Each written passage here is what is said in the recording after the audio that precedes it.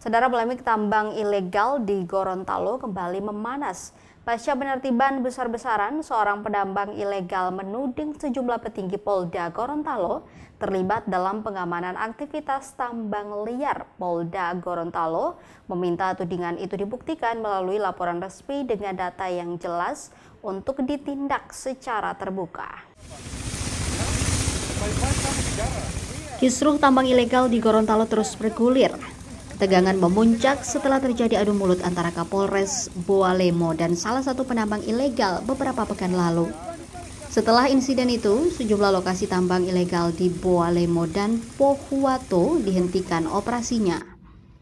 Namun masalah tak berhenti di situ. Martin Basaur, penambang ilegal yang terlibat cekcok dengan Kapolres Boalemo, mengungkap tudingan baru. Ia menyebut sejumlah petinggi Polda Gorontalo turut terlibat dalam praktik pengamanan tambang ilegal. Martin mengklaim telah menyetor uang hingga 150 juta rupiah demi mengamankan alat berat yang digunakan di tambangnya. Ia menyebut tarif bulanan untuk satu alat berat berkisar antara 30 hingga 50 juta rupiah. Tak hanya dirinya, Martin juga menyebut penambang ilegal lain mengalami hal serupa.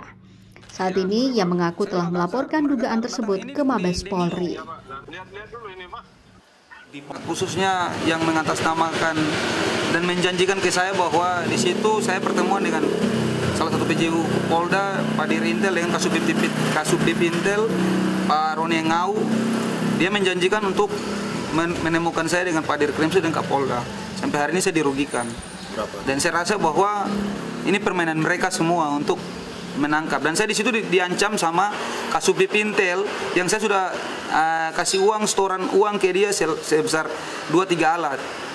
Nah, dengan beberapa bukti dia minta saya uang, saya mengirim transfer. Di situ dia sempat mengancam saya bahwa akan menangkap saya. Dia akan menangkap saya. Untuk masalah setoran yang lain-lain dengan teman-teman rekan-rekan yang lain, di sini kan ada dua kubu. Yang saya rasa hari ini beredar di lingkup dunia tambang ini nama Tim Joker. Tim Joker ini mengatasnamakan Kapolda dengan anaknya Kapolda. Itu setoran 30 juta.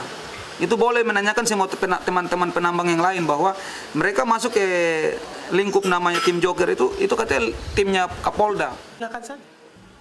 Sementara itu, Direktorat Reserse Kriminal Khusus Polda Gorontalo menegaskan bahwa mereka tengah menyelidiki sejumlah kasus tambang ilegal, termasuk milik Martin Basaur.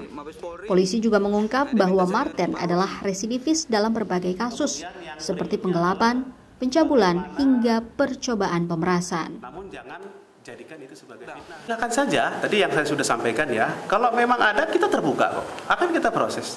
Tapi jangan hanya cerita katanya kan.